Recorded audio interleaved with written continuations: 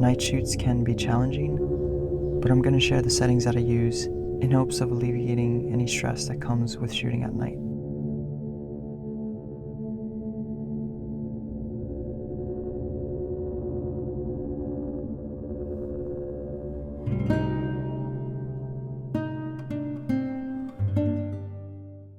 I'm not going to be going in depth into all of the system settings. If that's what you need and you need to familiarize yourself some more with the settings, then I'll drop some links to videos where they have showcased the settings better than I ever could and have explained them very well. What I am going to be showing you is just the settings that are important to me and help me achieve the look and mood that I go for in my videos and photos.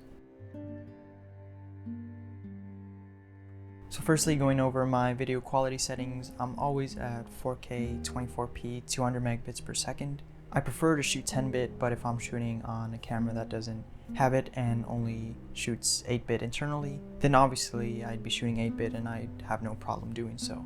So the reason I use these settings and not the absolute highest is because honestly I just try and save some space wherever I can, and I found with these settings I'm still able to maintain really fantastic quality and a lot of information for me to work with in post.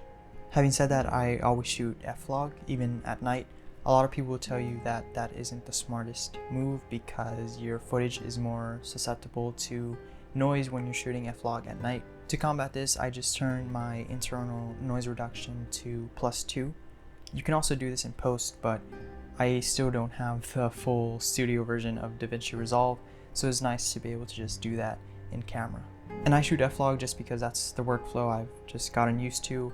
If you're not too big on color grading or find it somewhat hard to grade f-log from scratch, I'd recommend just shooting Eterna. That's a fantastic base for your grade, or honestly you could just leave it the way it is and your footage already looks very beautiful.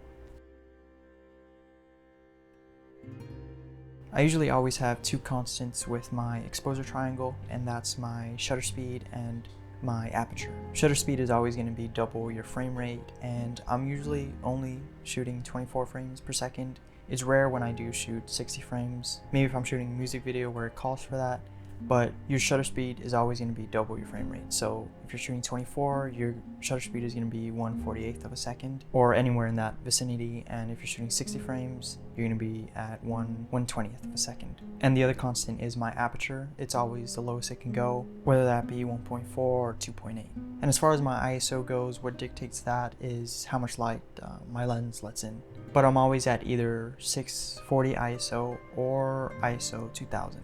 Allegedly, the newer Fujifilm cameras on the X-Trans4 sensor have dual native ISO, and essentially what that means is that your footage is going to look cleanest at two ISOs, and that's 640 and 2000. I don't know how much truth is actually in that statement, mainly because I think Fuji would have made that a profound statement when they first released the cameras. What I think happened is that at 2000 ISO, the camera on its own just has its own noise reduction setting that turns on once it hits 2000. But in case there is truth to a dual native ISO, I never shoot in between 640 or 2000. It's always either 640 or 2000. But honestly, if I'm shooting on a 1.8 or 1.4 lens, I can get away with just shooting at 640. The only time I've needed to go up is when I use a lens at 2.8 or even f2. Just keep in mind that I like my footage to be somewhat dark, so I think that's why I am able to keep my ISO so low.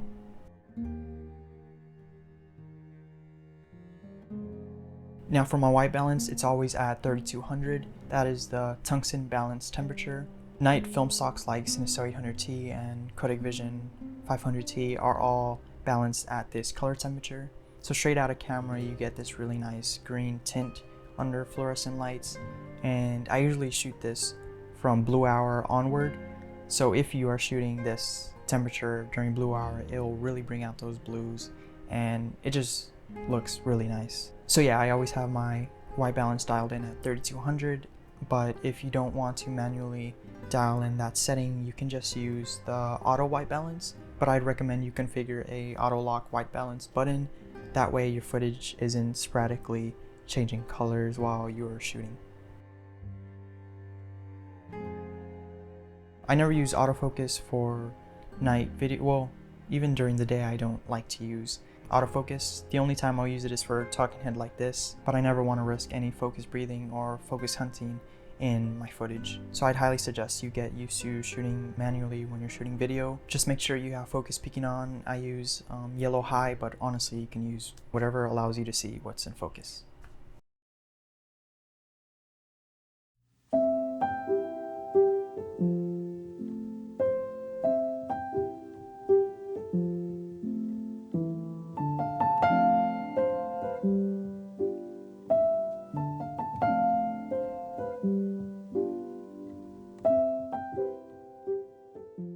For my photos, I'm going to start off with a tip, and that's to underexpose your shots. If you go through my Lightroom catalog, most of my photos are all underexposed, and I do this for two reasons. One, it gives me more flexibility with my ISO and shutter speed, and two, it keeps me from blowing out my highlights. And if you like to use a diffusion filter like I do, it's really easy to go overboard and blow out those highlights. So I always underexpose my shot, maybe one stop, and bring back anything I need to in post.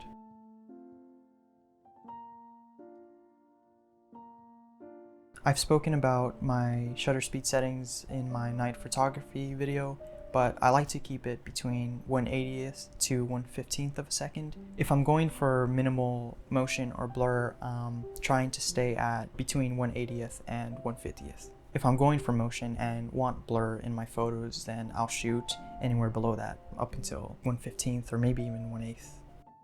Like video, my aperture is always as low as it can go. One of my favorite lenses to use for just photography in general is the 27mm 2.8, and I'm 100% able to use that at night without having to go above 3200 ISO. Talking about ISO, I'm usually at 2, it's either 1600 or 3200.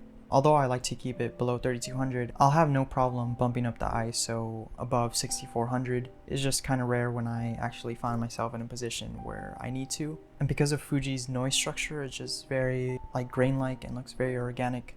So if you find yourself needing to really bump up that ISO, that's okay.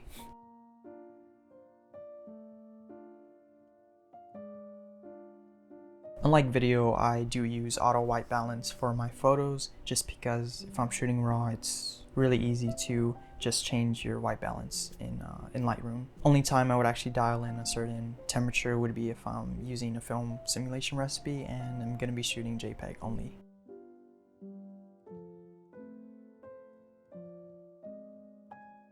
I always rely on autofocus for my photos because manually focusing at night is pretty hard. It's not like day where you can just set your aperture to f8 and just zone focus. But Fujifilm's autofocus is great and I can confidently use it at night without missing many shots. But if you find yourself in a position where you have a still composition and you have time to compose a shot, then you should really use manual focus just to make sure you nail your subject. But usually I don't have time to stop and really compose a shot. So honestly, I just stick to autofocus, and sometimes I do just get kind of lazy. So these were just the settings that I prefer to use, but it's honestly whatever works for you and whatever works for your workflow. Even if you end up just shooting full auto with your photos, I mean, that's okay. But if you have any specific questions on my settings or something wasn't really clear, feel free to just reach out to me and I'll try my best to answer them. So now I just want to say thank you for watching, and I'll hopefully see you in my next video.